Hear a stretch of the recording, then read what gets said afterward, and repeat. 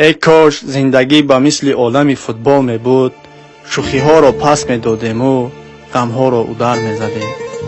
از سیگار و عرق و زنا زشیت می کردیم. از وطن دور بودن و غریبی را زمین نمی کردیم. شپتل و مستی را کلاپودکر را آرت می پرتافتیم. پتین کردن و گرانیستا گذاشتن را کراسنی کارتوشکا می دادیم. با دستگیری یکدیگر در وطن خود کار می کردیم. در نتیجه شیطان و ضربه کنجی مانده پریکلندی گل می زدیم و در آخر زندگی را چمپیون می ساختیم. 3 ساله غریبم، از جان بیزار و به مردن قریبم.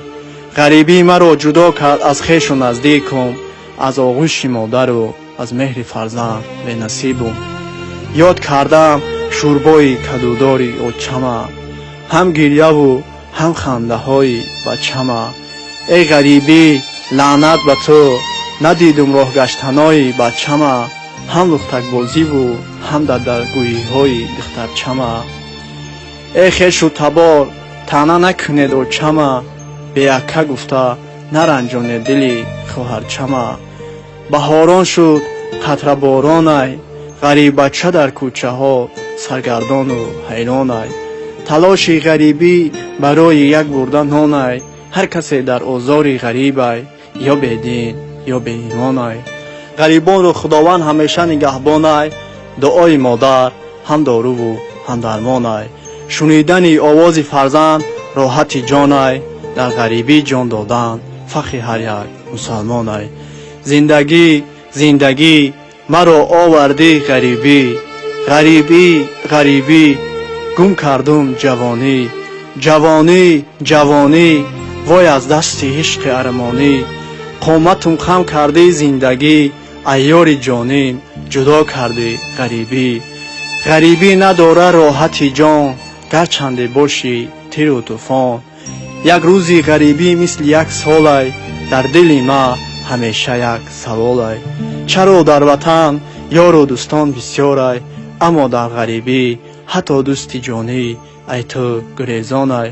غریبی مثل یک غارای، برای فرود بردن ما همیشه تیارای. سخنای من در وصف غریبی بسیارای، اما برای ایجادش وقتی زیاد در کارای. کسی در سخنم طرفدارای، یا برادر یا خواهر جانای. ای غریبی مرا رنجور کردی، دور ای مادر و بی وطن کردی. ای دوست از کوچه غریبان گذر کردی، چرا به حال من افتاده نظر نکردی. گرچنده که نظری تو به ما نرسید، اما آن طعنه تو به جان رسید. خواستی مرا در غریبی رنجور سازی، اما تیرت به نشان نرسید. کسی به غریب ضرر رسانید، هیچ وقت به مقصد نرسید. در غریبی شدم شاعر، چون که دانستم قدر هر یک مسافر. سخن کردن رو آموختم از شاعران معاصر. غریبی عیبی ما نه، بلکه بوده عیب تقدیر. اکنون می جنبانم تقدیر، هم پیر و هم تدبیر. کسی گپی مرا گیره، نرنجانه دل شخص غریبه. این شعرها تازه ایجادای، به خاطر برادر و خواهر اهل نجاتای. از نام کانال اشک غریبای، با امر تقدیر و نصیبای.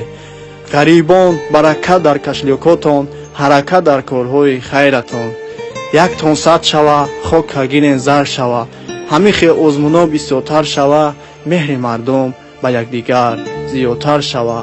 به حولا گفتن دهان شیرین نشود، دعا را زیادتر کنید، این سیزن کارا بسیارتر شود.